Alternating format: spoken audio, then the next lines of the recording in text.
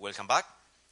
Our next speaker is Christophe Lacave from the University of Paris Diderot, Paris 7, and he will talk about 2D ideal flow through a porous medium. Okay, thank you. So it's not very original, but let me start this talk by giving many thanks to the organizer. I enjoy a lot this event, and it's always a pleasure to come in Brazil, in particular at Rio. So today, my goal is to present several works concerning the influences of a porous medium on the behavior of a 2D ideal and compressible flow. So governed by the 2D Euler equation. So there are many works. The first work that I will mention quite briefly, but it's a collaboration with Milton and Elena Lopez, and it will concern the case where you have non-zero initial circulation. My porous medium will be composed of several obstacle holes of size epsilon which shrink to points, and the distance also will tend to 0. But the problem is that when you assume that you have initially non-zero circulation, at the limit it will appear some singular term, and as you have an infinite number of shrinking points, obstacle, you have an infinite number of singular term, and then we will have a lot of technical difficulties, and we lost the control of the size of the balls, which is an important parameter for porous medium. The size of the ball compares with the distance between two obstacles.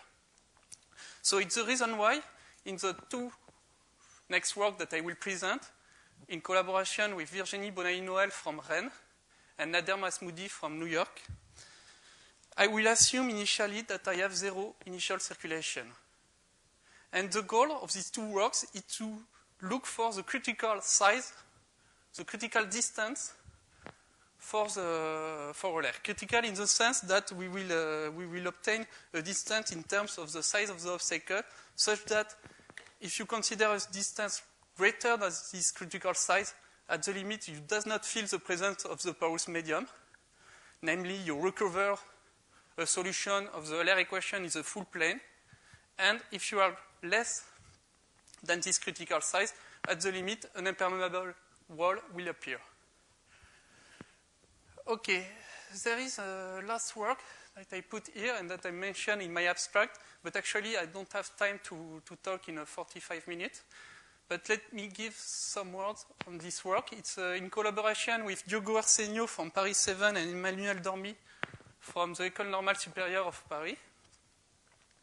And, okay, the goal of the first work, in some sense, is to understand if you can approximate an impermeable boundaries obstacle by an infinity number of shrinking points of point vortices. And at the end, the answer will be no. Well, it's complicated. And in this last result, we justify a numerical method named the point vortex method. Okay, the point vortex method is also the name when you approximate the 2D Euler equation by point vortices. But it's also the name when you approximate an impermeable boundaries by point vortices, where the point vortices, the density is changes depending on time. And in practical, engineers and physicians have a way to find the good density. So the goal of the last work is to justify this numerical method.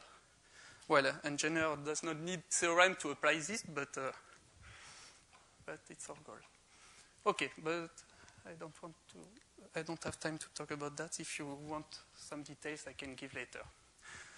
So, thanks the organizer to plan my talk on Thursday, because there were so many talks on Euler equation that I can skip a large part of my introduction. There is no need to present the Euler equation, the classical result for well-posenness. I just will recall the classical result about the porous medium for the Laplace, Stokes, and Navier-Stokes equation. And then I will I will present the case of non-zero circulation, so the work in collaboration with Milton and Elena. And as I will explain you, there are some difficulties, and it will be the reason that after I will consider zero initial circulation. So the first work is the permeability, in the sense that, as I said, if the distance is greater than a critical size, you do not feel the presence of the porous medium. And we'll present some sketch of proof, and at the end, the impermeability result. And I won't have time to. So everybody in this room knows the Euler equation, and my main point in this talk is to study the asymptotic behavior of the vector field U epsilon when the domain is converges. When the obstacle, the holes shrinking, and when the distance tends to 0. I want to perform compactness and to understand what is the equation verified by my limit vector field. Is it the Euler equation in the full plane or outside an impermeable wall? Okay, so there are many results about the Euler equation. I could cite Claude Bardos for the weak solution, Theman for strong. I could add also Lopez and Lopez for the dollar solution. Okay, so sorry for the bad job of reference, but okay. The initial data. As my domain is changing, I want to consider an initial velocity which is tangent to my boundary. But the boundary changes, so the standard thing to bypass this difficulty is to fix an initial vorticity independently of epsilon, and to consider this vector field, which verifies divergence equal to 0, curl equal omega naught, tangent to the boundary. The problem is that you have an infinity number of this solution. For example, if you outside a disk, you have harmonic vector field. You have x perp over x squared, which is divergence free and curl free. Actually, the curl is the direct at the point 0, but as you are in the exterior of the disk. So you have to prescribe an initial circulation to determine a unique vector field verifying this elliptic problem. And there is the Kelvin theorem, which shows you that the circulation is a conserved quantity for the Euler equation. Okay, so that's a new thing. For Stokes and Navier-Stokes equation, there are several work concerning the evolution outside the porous medium. And the first one was a talk and a proceeding at the Collège de France by Sionescu and Murat with a funny title that I can translate by a strange term coming from nowhere. And what they consider a bounded domain, and they retrieve inclusion of size epsilon in both directions, this separated by 1 over square root of log of epsilon. Actually, what they consider is that the size is exponential of something and the distance epsilon, but it's the same thing. And as I will state my result for obstacle of size epsilon, I prefer to show the theorem like that. Yes. Yes. Periodic, no, the distance was not epsilon in that case. Yeah. And what they obtain as a limit, they obtain a non-trivial limit in the spirit of homogenization. And after, I want to say that Haller solves many questions related about that. They obtain that indeed, when you are distributed, the obstacles are distributed in both directions. This is the critical distance. And if the distance is larger than this one, larger in the sense that if you consider d divided by this one tend to infinity, then at the limit you recover. Sionescu Murat, it was for the Laplace problem. And Haller, but it's the same thing, same result. And Haller did the result for Stokes and Navier-Stokes equation, and he obtained that at the limit, if the distance is greater, you obtain the Stokes solution or Navier-Stokes solution in the full domain. And less or equal than that, you have a non-trivial limit. Darcy or Brickman, I don't remember well. Haller have treated also the case where you are distributed in a manifold. So let's say in only one direction on the line. And the critical distance is this one over log of epsilon. And there are also many works about fluid flow sieve. So let me see it, Conca, Diaz, Sanchez Palacios, and many others. So a short remark, the distance is very big compared to the size of the obstacle. But even if the distance is very big, you have a non-trivial limit when epsilon goes to 0. Okay, so this kind of work was extended to other fluid models as the compressible Navier-Stokes equation and the acoustic equation. It's not fluid, but. And there are two works concerning the NVC case. So one by Michalik and Pauli in 1999, and one by Lyons and Masmoudi in 2005, where they consider a modified Euler equation a weakly nonlinear Euler equation, in the sense that they put an epsilon in front of the nonlinear term. But for this equation, what they obtain that if obstacles are distributed in both directions of size epsilon separated by epsilon, then at the limit you have a non-trivial limit in the spirit of homogenization to scale convergences. Okay, so the goal is to understand if this size is indeed critical or if it's larger than the critical value. Okay, as everybody, as a lot of speakers before me said, that the Euler equation is related to the Laplace problem. So as I assume that my initial vorticity is independent of epsilon, and the vorticity is conserved, the LP norm is conserved, I want to get from the estimate of the vorticity a good estimate on the velocity to manage to perform compactness. So there is a bad news with this relationship. The bad news is that, in general, the Euler equation behaves as the Laplace problem. For example, if you're working outside a corner, we know exactly how the Laplace problem blow up near the corner, and the Euler equation has exactly the same behavior. But physically, you can feel that an inviscid flow can pass easier in a porous medium than a viscous flow. That the tangency condition is less restrictive than the Dirichlet condition.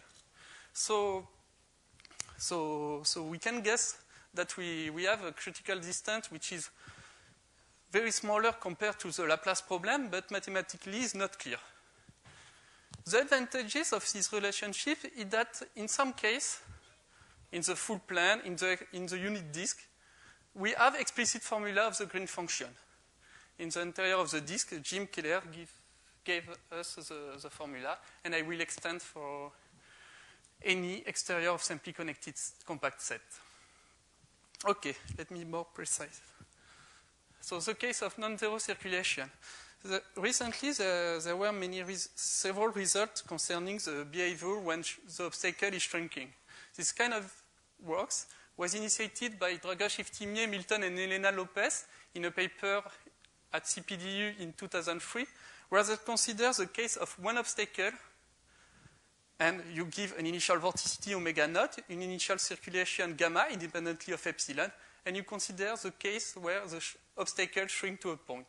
And what they obtain that at the limit, the vorticity, the limit vorticity and the limit velocity verify the vorticity equation in the full plane, divergence of u equal to 0, and curl of u equal omega plus an additional term, gamma times the Dirac at the point P.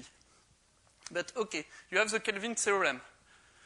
So assuming that you have a circulation independently of epsilon, you assume that you have an initial circulation around a point where are smaller and smaller, so you create at the limit a singular term. And the Kelvin theorem says you that the circulation is conserved. So it's quite normal that this quantity is independent of time and staying along the motion. Two remarks. If initially you assume that the initial circulation is 0, this theorem can be read as the shrinking point does not perturb the motion of the ideal flow at the limit. Okay? And the vector field associated to gamma times the Dirac at the point 0 is the harmonic vector field gamma x perp over x squared. And this vector field does not belong to L2. It belongs only in LP log for p less than 2, and that will give me some trouble to use standard argument as energy estimate or something like that. So it's the reason why, and I will explain later when I will show you the proof in the case of zero initial circulation, where L2 is crucial. And here, for this kind of proof, there is a huge part to perform the compactness in the LP framework for p less than 2, without using the energy estimate, without using the orthogonality of the Leray projector in L2, something like that, you will see. Okay, just very shortly, this slide. We want to compare the limit of an infinity number of obstacles with shrink to point with the Euler equation outside a wall. So, okay, all the former results concerning the existence of the Euler equation was only dedicated on smooth domain.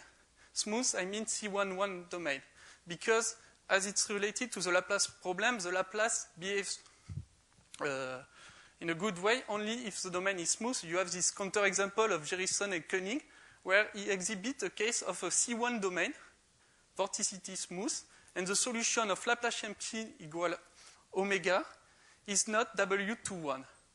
One derivative of the velocity, so two derivative of the string function, is not integrable.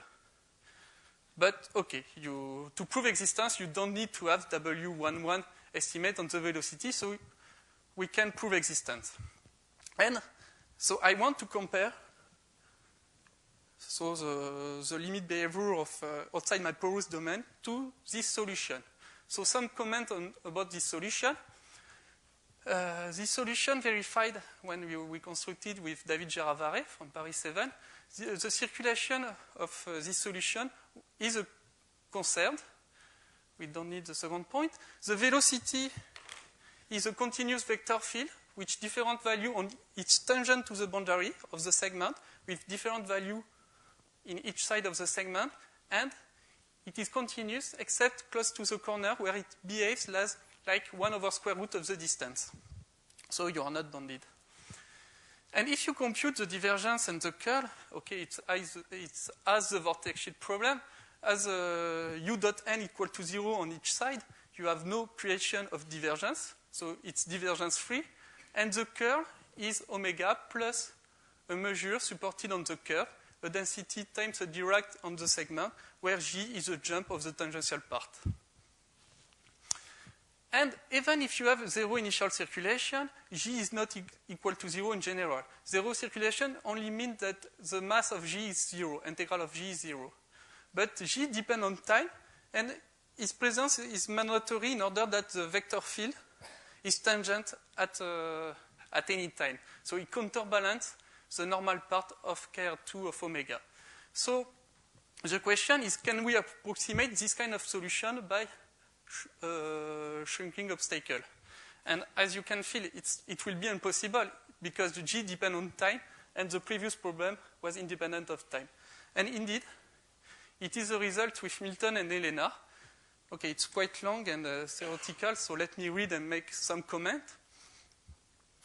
Give me any measure, bounded measure, compactly supported, and give me an approximation of this measure by Dirac masses. Then we can construct a radius of balls, epsilon k, such that the solution of the Euler equation with initial vorticity omega naught outside the ball of centrum zik and the radius epsilon k, with initial circulation gamma ik related to the approximation of my measure, converge to the solution of the vorticity equation in the full plane, where divergence of u equal to 0, curl of u equal omega plus mu. So think about this case. Even if you fix very well your approximation, so let's take mu g at mt0 Dirac at the point S. So even if you fix very well your gamma ik and or the zik, indeed you can, at the limit, have a vector field which is tangent to the segment at initial time. But for t strictly greater than 0, then this quantity is independent of time, whereas G depends on time. So maybe the fluid can cross the segment and cross the segment at time t strictly greater than 0. But the problem with this theorem is that we have no control of the radius of the size of the bolt. And it can be very small compared to the distance between Zik and Zi plus 1. So it's the goal of the next work is to understand and to get this control. So indeed, if epsilon k is very small, you can feel that we can cross the segment, even choosing very well the initial circulation. So I repeat, all the problem in this paper is that we have to work in LP, and I will explain you where there is a shortcut when you can use L2. Okay, so the goal of this work is to understand what is the critical size, the distance compared to the size. So let me be more precise about the domain. The previous result was quite general. We can attain any measure. Okay. So my domain is the following. I consider the full plane where I retrieve a finite number of compact sets, and K is a nice compact set, simply connected, C1, let's say C11, included in the unit square, in order that when you multiply by epsilon, you have an obstacle of size 2 epsilon, and you put the centrum of the compact set in order that you have a distance 2 epsilon alpha. And alpha is a parameter, and depending on alpha, we will have a different limit.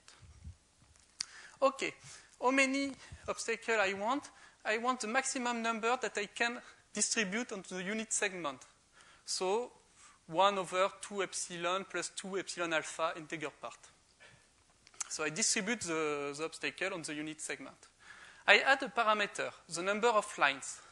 So I put lines at this distance 2 epsilon alpha, and if I have an epsilon inclusion distributed in the horizontal direction, in the vertical direction, I assume that I have n epsilon power mu lines, where mu is a parameter between 0 and 1. So, of course, you need an integer part here.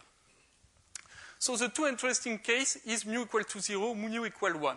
Mu equal to 0 corresponds to the case where you are distributed only in one direction. Mu equal 1 corresponds to the case where you are distributed in both directions. And mu between 0 and 1 corresponds to the case where you have, okay, an infinite number of lines, but it's shrinking to the segment. But you can feel that mu greater than 0, okay, you have more obstacle than the case mu equal to 0. So what you can guess is that the critical distance, the alpha, the critical value, will depend continuously on mu. Okay, and that is the theorem with Virginie Bonaï-Noël and Nader Masmoudi in an article which will appear to Annals of IHP. Let's define this quantity, alpha 1c, which is equal to 2 minus mu. Let's consider alpha less than this critical value. Then, let's consider the solution with initial vorticity omega naught, initial circulation 0 around the inclusion. You converge in a suitable sense to the unique global solution to the Euler equation in the full plane. You do not feel the presence of the porous medium at the limit. So some comments, 3 comments. The case mu equal 1, then you retrieve alpha 1c equal 1. So mu 1.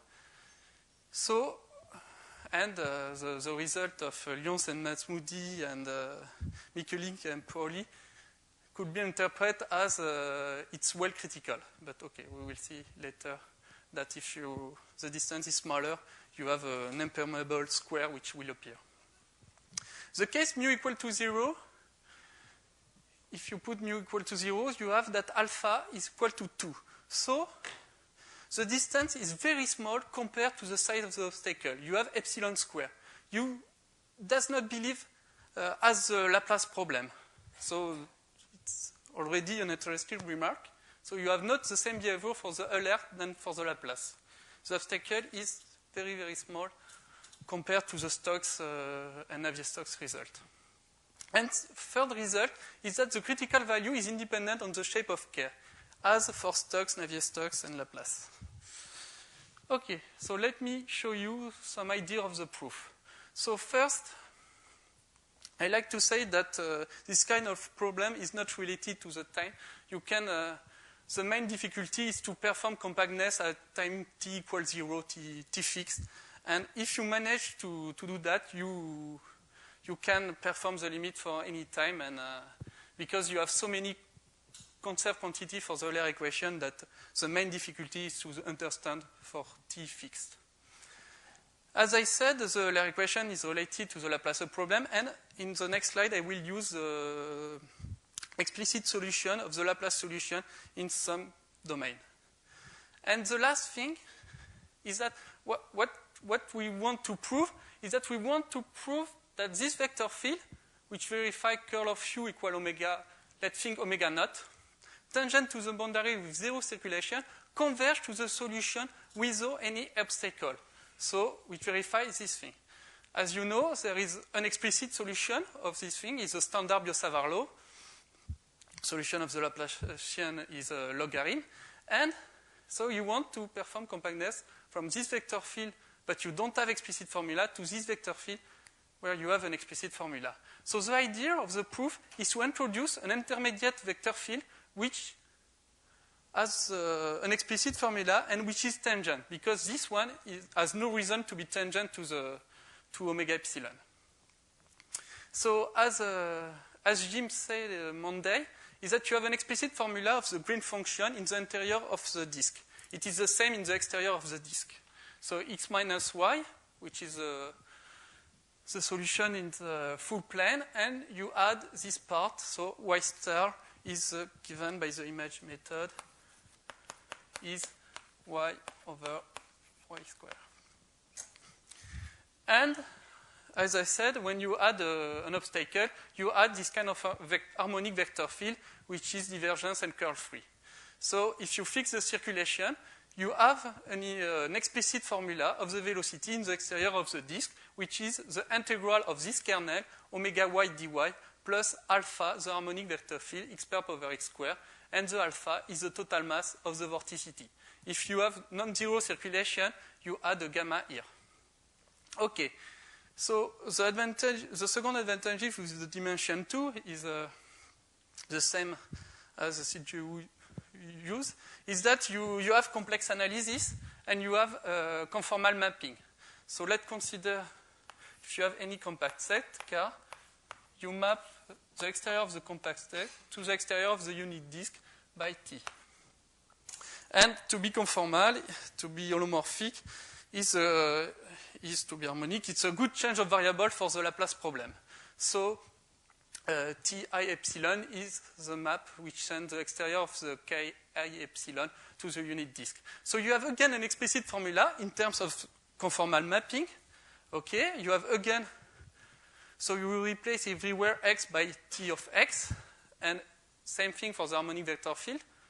It's a bit more complicated, but it's still to be explicit. And you have integral of this kernel, omega y dy, plus the same alpha, the total mass of the vorticity, times this harmonic vector field. Okay, and the intermediate vector field, this is the definition. So I add a cutoff function like that. So if you have a compact set Ki, here you have a size 2 epsilon. The second one is here, 2 epsilon.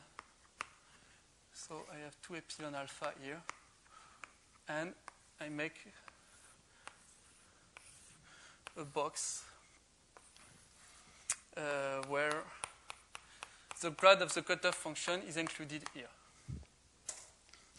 So the idea of this cutoff function is that far away the porous medium, you behave as the Biot-Savart law in the full plane. And close to one obstacle, you are equal to the Biot-Savart law in the exterior of one obstacle. So this vector field is tangent to the boundary. So it's the main advantages, and you have an explicit formula. And of course, if you take the grad perp, it's divergence free. The curl is a bit more complicated. You have omega epsilon plus some grad of cutoff function. And the idea, and it's the technical part of the paper, And after some pages of computation, what we managed to obtain is these convergences. So you replace Ti of epsilon by this formula. You use the expansion of your conformal mapping at infinity. It behaves as beta times identity. And what you obtain the critical value as a sufficient condition in order that this quantity tends to 0 in L2. So you have to work, because each time the grad hit the cutoff function, you lost 1 over epsilon alpha, and etc., etc. I prefer to hide the detail. It's quite technical. Okay, and as we finish, so this one is explicit, this one is explicit, this one is tangent to the boundary, and this one not. And now we want to prove that u epsilon minus v epsilon tend to 0 when epsilon goes to 0. So let me make this remark. The vector field u epsilon minus v epsilon verify this property. They are divergence free, curl free. No curl free. Curl of u epsilon is omega epsilon. Curl of v epsilon, keep curl of v epsilon, and both are tangent to the boundary. And we compare with the vector field that we know that it tends to 0 in L2. So it's both are divergence free. Curl of this one is omega epsilon, keep curl v epsilon, and this one is not tangent to the boundary. And if you compute the circulation, you have the same circulation. U epsilon has 0 circulation, keep the circulation of v epsilon, and as omega epsilon is supported away your obstacle, by Stokes formula, you have 0 circulation.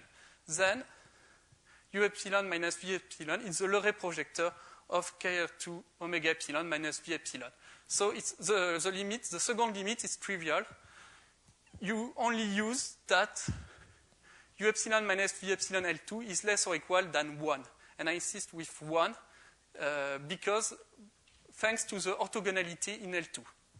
And that's exactly the problem with the paper of Milton and Elena, is that this, we cannot perform it in L2 because you have a lot of singular terms. So we work in LP framework. And we know that the Leray projection is continuous from LP to LP, but it's not uniformly continuous. The constant depends on P, and I have a proof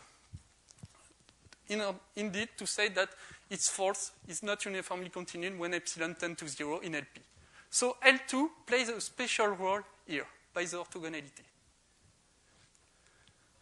Okay, so it's exactly what I said. In the case of non-zero circulation, you cannot use this kind of thing. And the hard part in the paper with Milton and Elena is to replace this slide. Okay, the impermeability condition. So I have to add an assumption. So I consider almost the same domain. Here, omega tilde is a bounded set. It can be very large, but it cannot be R2. It's technical. I don't want to talk about this detail. And I retrieve the same thing, number of obstacles. And I add an assumption about the curvature of my obstacle. So if I have 2 obstacles, I assume that locally, at the minimal point, you are parameterized like that. So you have y, x, and you assume that x is locally y power gamma. So it's a sort of condition about the curvature close to the locally to the closest point. Okay, and the theorem is the following. So we have this quantity, alpha 2c, which is the same part as the previous theorem, 2 minus mu, plus an additional term, which depends on the curvature of my obstacle, 1 minus mu over gamma minus 1. And so, brief comment. Let's see. Gamma equal 2 corresponds to the case of the disk. You are locally parameterized by x squared. Gamma equal 1 corresponds to the case of a corner. Gamma equal infinity corresponds to the case of a flat obstacle. And so we have this quantity. Let's consider alpha greater than this critical value. epsilon tends to 0, and you consider the solution with initial vorticity omega naught, initial circulation 0, and at the limit, you obtain the solution of the Euler equation in the exterior of an impermeable segment or square if you are in the case mu equal 1. So, 3 remarks. And so first case, mu equal 1, the case where you are distributed in both directions. What you obtain that for any shape, for any curvature, you have alpha 1 equal alpha 2 equal 1. So you exactly understand this case when you are distributed in both directions. Alpha less than 1, you does not feel the presence of your porous medium at the limit. Alpha greater than 1, an impermeable square appears at the limit. The case gamma equal infinity, so the case where the inclusions are flat. Then gamma equal infinity, this term is 0, so you have alpha 2 equal alpha 1 equal 2 minus mu in any case, in every case. So again, you understand every regime. But if gamma is not infinity, for example, the case of the disk, when you are distributed, for example, on the unit in only one direction, mu equals 0, you see that, so gamma equals 2, the alpha 1 in the previous theorem was 2, and here is 3. So these two theorems leave aside some parameter of alpha. And actually, the first theorem was not optimal. We was quite glad when we obtained the first theorem because we say, okay, great, it does not depend on the shape of the obstacle. But it was an error. It had to depend on the shape of the obstacle. So we improved the cutoff function, and in the second article, we improved and we proved that the real critical value is this one. So for alpha between 2 and 3, you have no influences of the porous medium at the limit. And the cutoff function should be something like that, should be depend on the distance, on the gamma, on the curvature. So you are 1 here, 0 here, which is the line between the two. So if you improve a bit your cutoff function, you can actually prove in the previous theorem that the critical value is this one. So it's interesting because it's different for the Stokes and Navier-Stokes equation. First, of course, the distance is very small compared to the Stokes and Navier-Stokes critical value. But second, it depends on the shape of the obstacle. And actually, you can feel that between two flat obstacles, it's harder to pass than in the case of two disks. So for me, at least, it makes sense to have this kind of restriction and dependence on the curvature. So it's exactly what I said. The inclusions are very large compared to the viscous case. And let me show you the proof and to convince you that it's again relative to L2. The proof is just this picture.